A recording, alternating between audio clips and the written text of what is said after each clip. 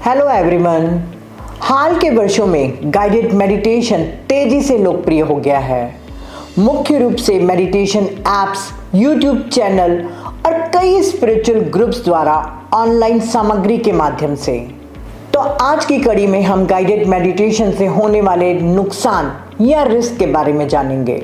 यद्यपि guided meditation से तनाव में कमी और विश्राम आदि का लाभ हो सकता है, विशेष रूप से शुरुआती लोगों के लिए, बिगिनर्स लोगों के लिए, लेकिन इसमें संभावित समस्याएं भी हैं। गाइडेड मेडिटेशन के कुछ रिस्क और लिमिटेशंस हैं, विशेष रूप से उन लोगों के लिए जो अपने मेडिटेशन को गहरा करना चाहते हैं और ट्रांसफॉर्मेशन चाहते हैं। गाइडेड मेडिटेशन की सीमाएं और समस्याएं इस प्रकार हैं।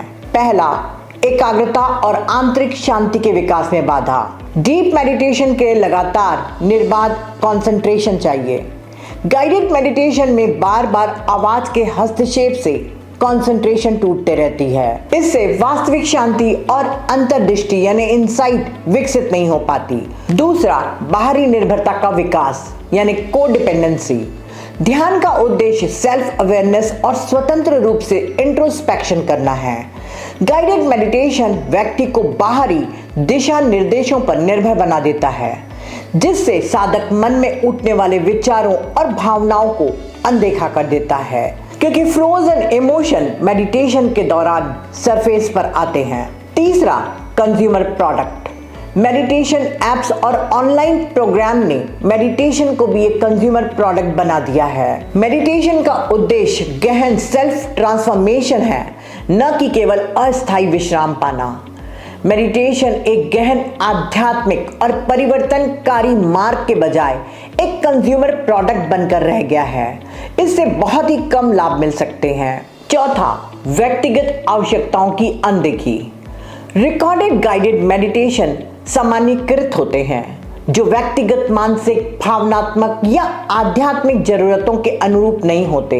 यदि आप अभी ध्यान करना शुरू कर रहे हैं तो गाइडेड मेडिटेशन मददगार हो सकता है, लेकिन अंततः अधिक सेल्फ डायरेक्टेड प्रैक्टिस की ओर बढ़ना महत्वपूर्ण है। अपनी खुद की क्षमता पर भरोसा करना सीखना होगा। मेडिटेशन एक व्यक्तिगत यात्रा है, जिसमें स्वयं अकेले चलना है, अपने मन को स्वयं समझना और प्रशिक्षित करना। स्पीकर की सम्मोहित करने वाली आवाज आपके भीतर कोई परिवर्तन नहीं ला सकती, बेशक आराम या योग निद्रा में ले जा सकती है। पांचवा, आध्यात्मिक बाईपास या ध्यान का सतही उपयोग। यह सच है कि आज के समय में कई गाइडेड मेडिटेशन सेशन केवल तत्काल राहत देने तक सीमित रह गए हैं। वे तनाव छोड़ने की बात तो करते हैं, पर यह नहीं पूछते कि वह तनाव आया कहां से, उसकी जड़ क्या है। वे कहते हैं बस छोड़ दो, लेट गो, लेकिन वे ये नहीं पूछते कि क्या छोड़ रहे हो, क्यों छोड़ रहे हो। हर तनाव के अंतर्निहित कारणों जैसे जॉब या रिश्तों की समस्याओं को संबोधित नहीं करते। वे कारण यानी कि अंडरलाइनिंग कॉजेज, नफरत, क्रोध, जेलसी, ईगो, ग्रीड कुछ भी हो सकती है, जिनसे मुक्त होना केवल आपके विवेक बुद्धि पर ही निर्भर है। क्या किसी के आवाज के गाइडेंस में आप हमेशा के लिए किसी व्यक्ति के लिए ऐसे नेगेटिव इमोशन छोड़ सकते हैं? सामने वाले को सच्ची माफी दे सकते हैं? नहीं ना। ये भावनाएं और विचार हमारी सटल बॉडीज में जड़ें जमा चुका रहता है, जिनसे हम ज्ञान और विवेक के द्वारा ही छुटकारा पा सकते हैं। जब हम मेडिटेशन को केवल unresolved issues, emotional hurt, stress या इनर कॉन्फ्लिक्ट से बचने के लिए प्रयोग करते हैं, बिना उन्हें समझे, स्वीकार किए या सुलझाए, तो ये आत्मविकास की बजाय केवल एक अस्वस्थ आदत बन जाती है।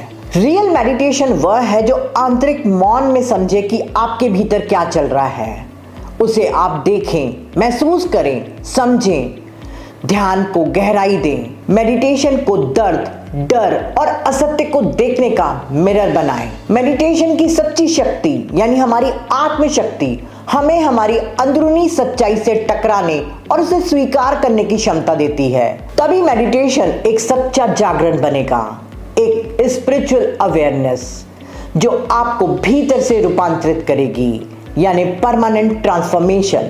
मेडिटेशन का उद्देश्य सिर्फ यह नहीं है कि वह कहे relax, let go and forget, जैसा कि कहा जाता है। गाइडेड मेडिटेशन का एक संभावित हानिकारक प्रभाव यह है कि यह मेडिटेशन के प्रति एक ही दृष्टिकोण को बढ़ावा देता है। ऐसा लगता है कि बस गाइडेड मेडिटेशन करो और दुखों से छुटकारा मिल जाएगा, आपके रिश्ते सुधर जाएंगे, आपकी हेल्थ अच्छी हो जाएगी। आश्चर्य की बात है कि लोग जीवन में भी शॉर्टकट ढूंढते हैं।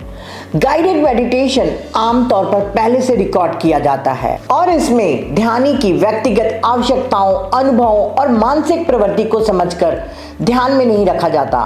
रियल मेडिटेशन केवल सुनने और पालन करने की प्रैक्टिस नहीं है, बल्कि अवेयरनेस, सेंसिटिविटी और सेल्फ कनेक्शन की प्रक्रिया है। मेडिटेशन कोई यूनिवर्सल स्क्रिप्ट नहीं है, यह एक जीवंत संवाद है आपके अंदरूनी संसार और जागृत उपस्थिति के बीच, अर्थात इनर वर्ल्ड और अवेकन अवेयरनेस के बीच।